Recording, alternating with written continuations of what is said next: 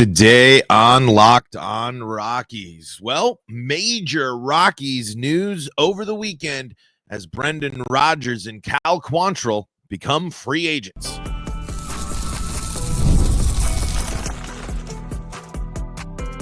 You are Locked On Rockies, your daily Colorado Rockies podcast. Part of the Locked On Podcast Network, your team every day. Rock on Rockies fans, welcome into the Locked On Rockies podcast for today, the 25th day of November in the year 2024. I'm your host of the Locked On Rockies podcast, Paul Holden, bringing you your daily Colorado Rockies talk right here on the Locked On Podcast Network, where you can find your team every day. And if your team is the Colorado Rockies, guess what? You're in the right spot, because that's what we do around here each and every day, free and streaming on your favorite streaming services and on the Locked On Rockies YouTube channel, where you can be part of the show. You can fire off your Rockies hot takes. You can let me know what's on your mind when it comes to the Colorado Rockies, and I definitely want to know your reactions to the Rockies non-tendering Cal Quantrill and Brendan Rodgers. A move that personally caught me off guard, and something that, again, I was shocked to hear about this, and maybe not shocked is the best. No, I was. I plain and simple, I was, because I figured these guys, it's another classic example of why wasn't a deal done? What was the plan? Especially Brendan Rodgers, when you think about all the history. We're going to dive. That's the topic for today, folks. There's really nothing else to talk about much other than this. We'll also talk about, of course, the Rockies free agent acquisition to replace Brendan Rodgers, most likely, in the signing of Farmer as well. We will dive into all of that and more on today's episode of Locked On Rockies. Before we dive into everything, you can start the season with a big return on FanDuel, our episode sponsor today. New customers can place a $5 bet, and you'll get started with $150 in bonus bets if you win your first $5 bet. Visit FanDuel.com to get started. So initially, and I got some good responses, and I think that's the thing. Do we start this conversation by saying that the Rockies overvalued players yet again, and we're trying to look for too much? Or I guess it's hard to just sit there and say the Rockies were looking for too much in these deals, but what were the Rockies looking for in trades for Quantrill and Rodgers? It's been reported that from Patrick Saunders there that they did try to make a trade with these players before the tender deadline and were unable to make a deal. But what does that deal look like? What when you have a guy that you, in Brendan Rodgers especially, that you have had multiple opportunities to move on from, if that was the case, what happened now? And there was no fringe reliever. There was no draft pick. There's no compensation. There's no nothing. And Brendan Rodgers just walks in free agency. You can sit there and say, oh, Brendan Rodgers never hit the ceiling. Brendan Rodgers never did this. Brendan Rodgers was at least a positive WAR player. Brendan Rodgers is better than the player the Rockies signed to replace him on a pretty similar deal. It's not as much saved money now that the Rockies have made this second deal. So where did the evaluation of Brendan Rodgers go wrong? Why was Brendan Rodgers not traded at the trade deadline this year? You're telling me it's impossible. Absolutely. You're telling me it is impossible, that there was no possible deal for a combination of Brendan Rodgers and Cal Quantrill at the trade deadline? I don't believe that.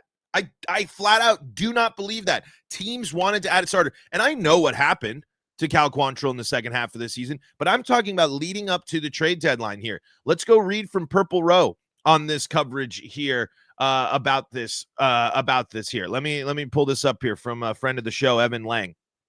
Let's see.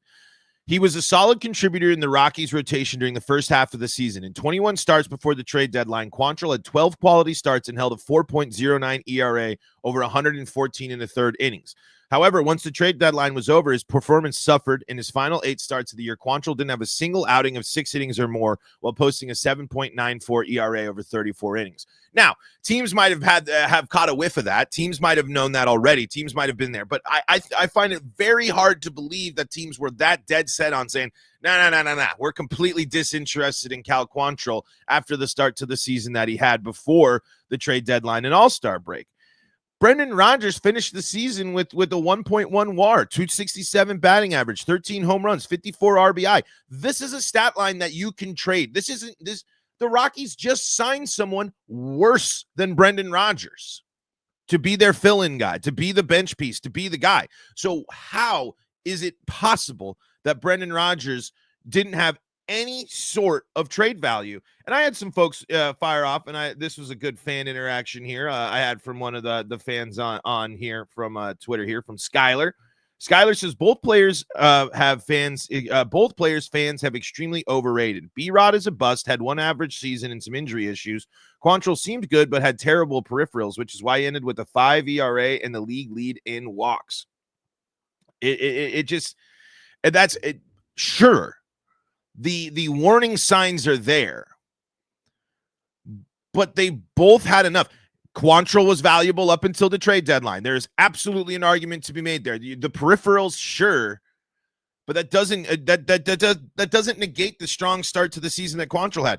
This is the problem. Where is the foresight of the Rockies? Where is the prediction for the Rockies? This shows that at the trade deadline this year, there was not a big plan for the future.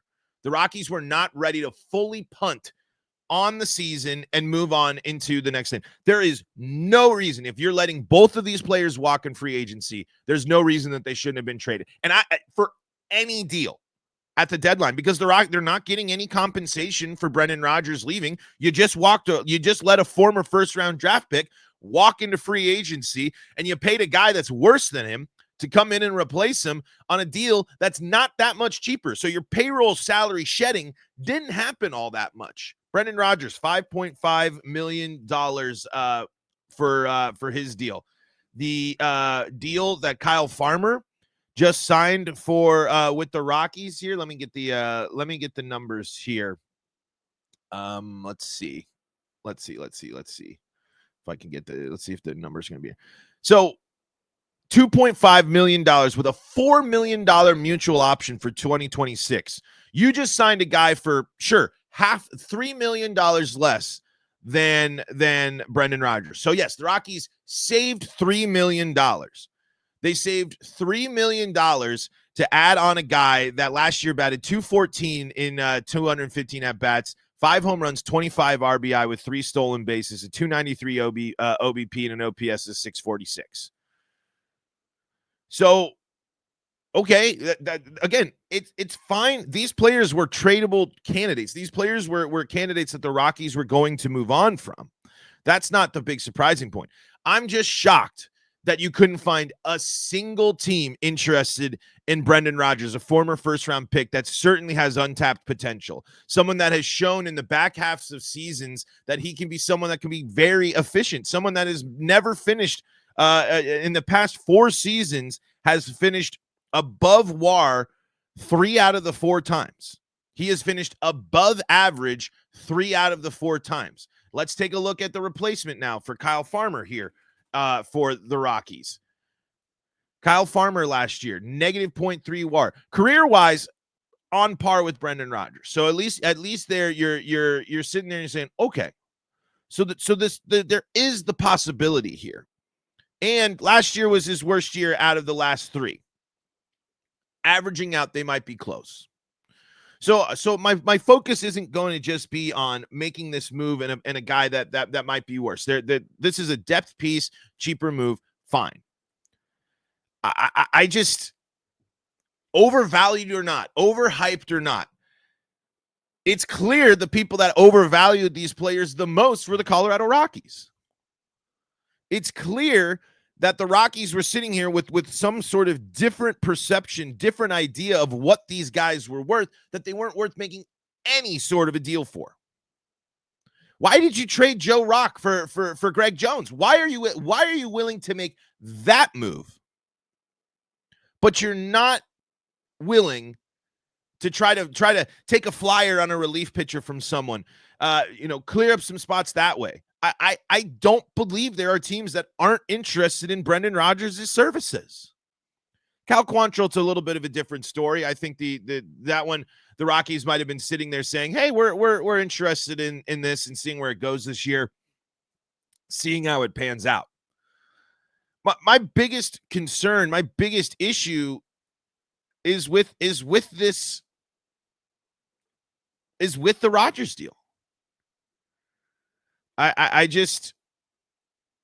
a little shocked, and not that shocked. It's just disappointing. It's disappointing that yet again the Rockies fall into the same trap of saying, "Well, we thought he was great. We thought he was good. This guy's great. This is awesome. We love this guy. We love this guy." And then the rest of the league is just kind of going, "Eh." Or the Rockies simply were saying, no, not good enough. We know what we got here. We know what we got. If you're this confident in the guys that you have, why have so many left? If you like the players that you have, if you're confident in these players, why have so many left? And this one obviously was a decision made by the Rockies in not tendering the deal. But again, it does beg the question. Where were we at the deadline? Here's what Bill Schmidt told the Denver Post here. "We appreciate both guys and their efforts, but tough decisions had to be made," General Manager Bill Schmidt said. "Regarding Cal's situation, we're in a different spot than we were 4 months ago. We have more pitching depth coming up with guys like Carson Palmquist and Chase Dollander working their way up, and Markey, right-handed German Marquez, is looking good after his injury." Okay. So why was Cal Quantrill not traded at the deadline then? Obviously, they were in a different situation, but if you were going to go fully into this and you saw these players on the horizon, why not make the move earlier? Why not call up some guys? Why not go for that? What were you playing for the rest of that season? If you already were sitting there with this foresight with this on the horizon,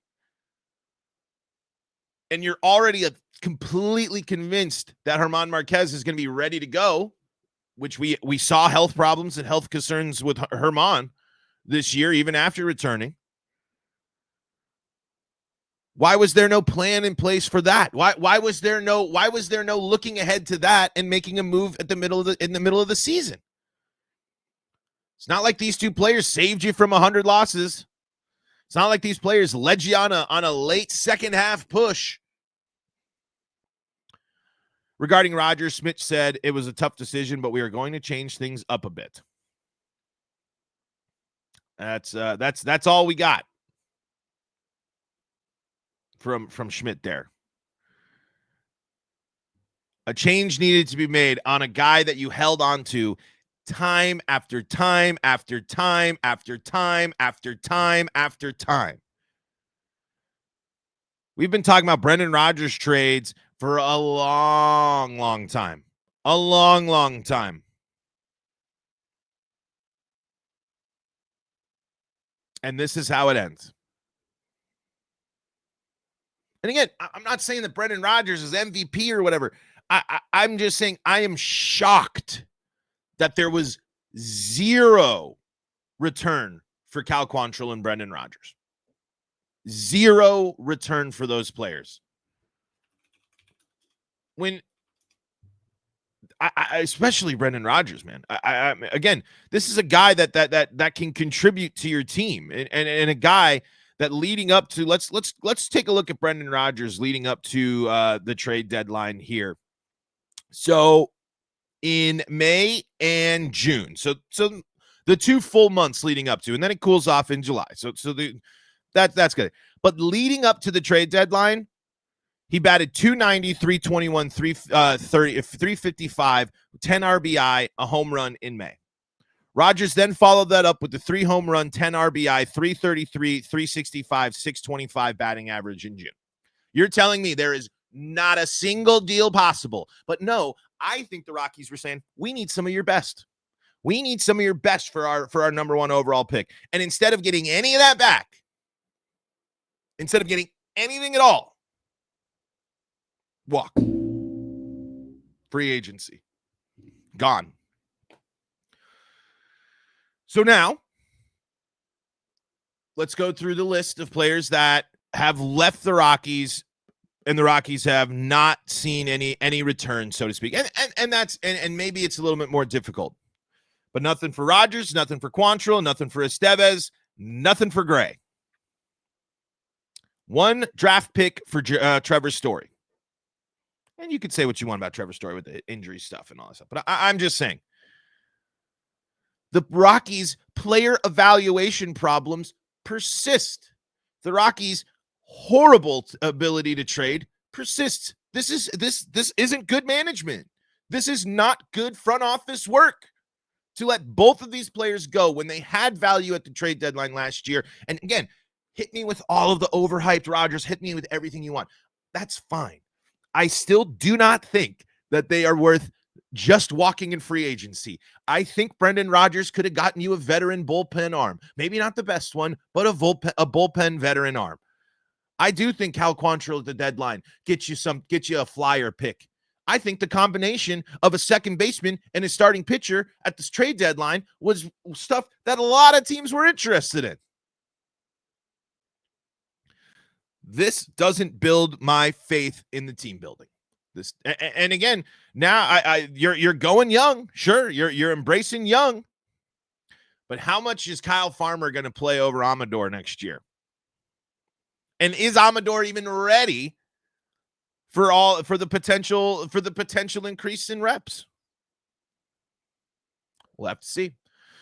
The conversation continues coming up next on today's Locked On Rockies.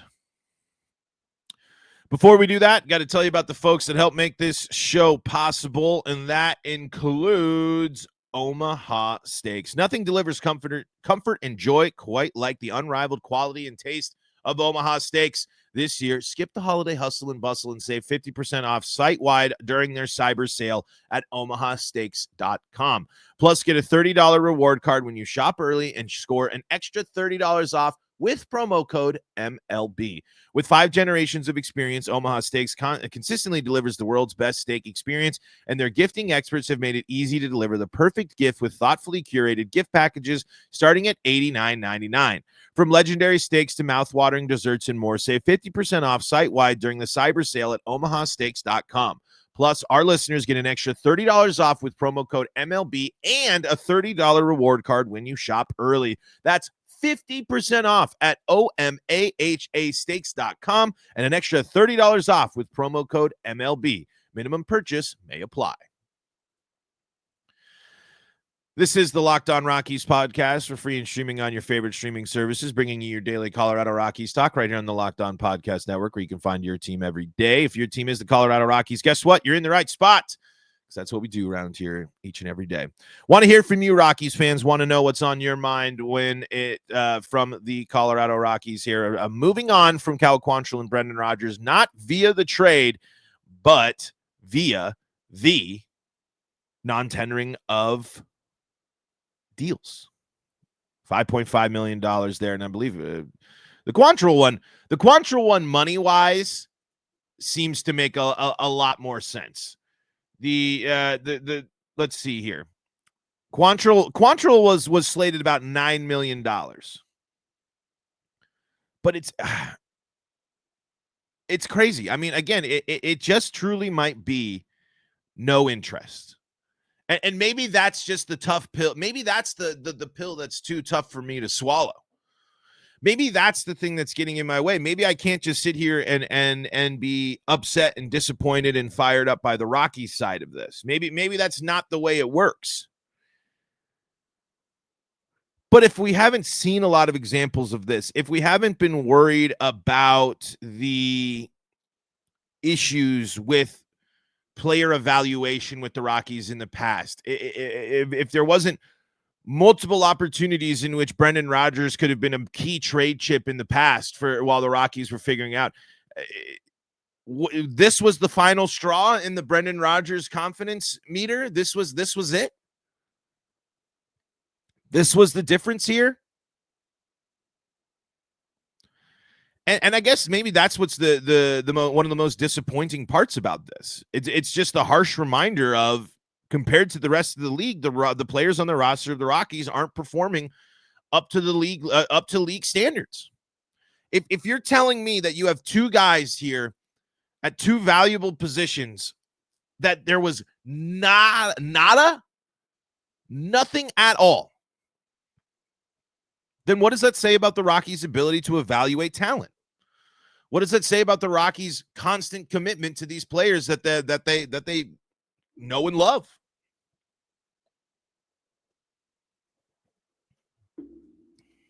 I guess that's the biggest, that's the toughest part. The Rockies have been so bad on the field, so bad as an organization, that they can't even get trades done with former first-round picks. They can't get trades done with guys that had strong first halves of the season and move them before the deadline. They just sat there at the deadline and said, all right. That's my, what changed from the trade deadline to now that the Rockies have committed to this payroll cutting, committing to these moves? When was that decision made, and why was it not made before the trade deadline? If you were going to punt like this, if you were going to embrace this, the younger guys, if you were going to cut payroll, which was probably discussed during the season, what changed? And I'd like to know what type of deals were offered at the trade deadline. If there were trade deals offered at the trade deadline for these two players and you did not take them, you made a mistake. I don't care if it was a flyer. I don't care what it was. At least you were making a move, setting up Amador for the second half, seeing what would happen. The all sorts of stuff. I guess that's, it's not necessarily that these are players that are going to shake the earth. It's just crazy to me that not a single possible trade, at least in their eyes, not a single possible trade was doable with these players. So what does that say about talent evaluation for the Rockies? What does that say about roster construction for the Rockies? Maybe it's just me. Maybe I'm just frustrated with how these cycles of free agency have gone in this quote unquote rebuild or retooling or payroll reduction or whatever, smoke and mirrors the Rockies are going to put up in front of this. Because yes, Rodgers wasn't leading the Rockies to the World Series. Rodgers wasn't an MVP, wasn't even an all-star. He wasn't in this, but he's got a Gold Glove. He's been better than not throughout his career. This doesn't build my faith in the organization. And to sit there, changes need to be made. Changes should have been made long ago. Changes need to be made in this organization. You're right. But not the changes that you thought would be made. So you move on. So you've had the manager who's probably pushed and coaches that have pushed to keep Rodgers on staff. What changed? What changed and what made it so you didn't want to pay the money for Rodgers and hope that you could flip him at the deadline this year? What changed? The savings of $2.5 million?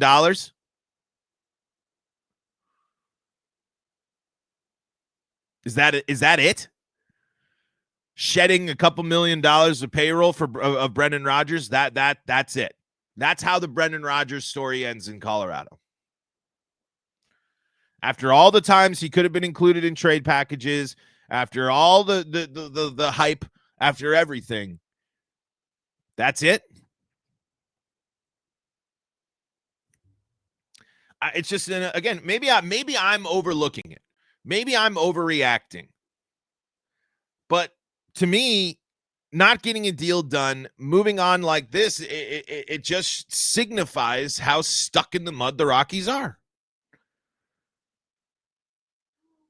It signifies how much the Rockies continue to misvalue their players. I don't know. This one's a bummer. It's not the end of the world until Rodgers signs on another team and comes back to Coors and kills the Rockies. Like, we know it's going to happen. But it's just incredibly disappointing that both of these players walk when both of these players could have been traded. Not only this year for in the case of Rodgers, but that lineage goes back. And if you were willing to just wipe your hands clean for a payroll cut after 2 lost seasons, why weren't you willing to trade Brendan Rodgers to go in and make a team competitive at the deadline? I'm talking in the past. I don't know. But we'll see. And another spot opens up. 2 spots open up for opportunities for young guys here, both of young Arm and Amador or whoever. And if they can take time from Kyle Farmer, who, let's just already put it there, the Rockies signed their JK for next year. Kyle Farmer probably going to play a lot more at second base than we think this year. So, all right, quick break. Wrap things up for today, and we'll do that coming up next on today's episode of Locked On Rockies. Before we do that, though, got to tell you about the folks that make this show possible, and that includes FanDuel. Get ready to tackle the NFL action with America's #1 sportsbook. That's FanDuel, because right now new customers can bet $5 and get $150 in bonus bets if you win. The sportsbook app is so easy to use. It's got everything you need right in front of you, so you can make sure that you are playing not only on all the sports action, but you can see it all in one place. Super easy to use, and it's nice and secure. So when you get a hunch in the middle of the game, you can check out the latest live stats, view live play-by-play, and so much more on the same page where you place your bets. And the FanDuel Sportsbook app gives you everything you need to place those live bets. Just visit FanDuel.com to join today. You'll get started with $150 in bonus bets if you win your first $5 bet. That's FanDuel.com. Never waste a hunch and make every moment more with FanDuel, an official sportsbook partner of the NFL. This is the Locked On Rockies podcast. We are free and streaming on your favorite streaming services. Thanking you for making us your first listen of the day. Lots of folks here were tuning in and letting us know what's on their mind. We're going to read some Rockies fans' best case scenarios here coming up on the show tomorrow. So still keep letting me know about what your best case scenarios for the Rockies are. And we'd love to know your reaction from the Rockies. Moving on here from Cal Quantrill and Brendan Rodgers here. Here's what Jackson has to say. At the deadline, both had a year and a half of team control. It just feels outrageous that the Rockies couldn't get anything for them. I don't believe it one bit. I'm sure there were reasonable offers and the players were 100% overvalued by the Rockies. Just a merry-go-round. Let's see. And we already read from Skylar, who was telling us to keep us in check here, saying that both these players were overrated. I agree. But I don't believe there was absolutely zero trade value for these players, especially with the context of where the season was at the trade deadline. Senor Timmons says that's the Rockies way of doing business. And let's see. Here's what Jack says. Love the pod, big dog. It's Jack, but damn, even I was surprised by this move. Like no brainer. Keep Rodgers and trade deadline. Mountain High Farmer says trading is hard work. That's it. I mean, that, maybe that's the thing that just we'll throw our hands up and we can go with the Rockies. That it is not as simple as being a podcast host and saying, oh, these deals should have been done. Oh, you should have done this. That is true. There is absolutely true. But we've seen a lot of times, we've seen a lot of moments where the Rockies themselves have some interesting trade value, have some interesting trade pieces, and nothing. And then they come out and say, well, we tried to trade him, but we couldn't find a deal. Well, you waited until the end of the year until Cal Quantrill completely fell off a cliff.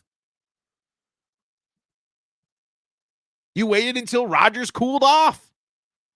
Why would you not trade? Well, if you are already sitting there, because this decision to cut payroll and all that stuff when was that made? And why was it not made at the trade deadline when you can start planning for those contracts and what the team looks like down the line? Because keeping Rodgers and Quantrill didn't help you win more ball games. It didn't. You still lost 100 games. You still were the worst offense in baseball, or one of the worst offenses in baseball, one of the worst teams in baseball. The Rockies already had the lowest combined team WAR out of anybody in Major League Baseball. So why on earth would Rodgers even be available for a trade? Why would? Of course, no one was interested. The Rockies themselves were just bad. That's some important context in there too. I just maybe that's it. The world of trading and baseball and everything is just too convoluted and more complicated for even this podcast host to understand. But I can just pronounce my immense disappointment in how this is the Brendan Rodgers era ends in Colorado. I think not only not living up to the potential of the player and the draft position, but the inability to get a job done, the inability to make a trade, the inability to get a deal done to block these to help this team move on and adjust for the future. I don't know. It's just a disappointing moment for me in what shapes to be another offseason, most likely full of disappointment for the Colorado Rockies. But what this does set the stage for is, if you're a young player on the Colorado Rockies, this is the season to make your name known. This is the offseason where you need to take your prep the most serious you have taken it. If you want a shot at a spot on the roster and a spot at playing time, there's opportunity there for the Rockies, and there's going to be hopefully some young guys that rise up and take it. So we'll see what happens at second base for the Rockies moving forward. We'll keep reacting to more Rockies news here. We didn't dive too much into the Kyle Farmer signing, which we will, because that's directly related to this Brendan Rodgers news. We'll, of course, be diving into your guys' reaction as well. So let me know what's on your mind in the Locked On Rockies YouTube comment section. And, folks, that is going to do it for today's episode of Locked On Rockies. Thank you so much for making us your first listen of the day. We're free and streaming on your favorite streaming services, bringing you your daily Colorado Rockies talk right here on the Locked On Podcast Network, where you can find your team every day. For your second listen of the day, go check out Locked On MLB. Our guy Sully's got you covered for all things Major League Baseball. And if you need more Colorado sports coverage, Locked On Broncos, Locked On Avalanche, Locked On Nuggets, Locked On Buffs, all free and streaming on your favorite streaming services. Until next time, I'm Paul Holden saying so long from the Locked On Rockies podcast.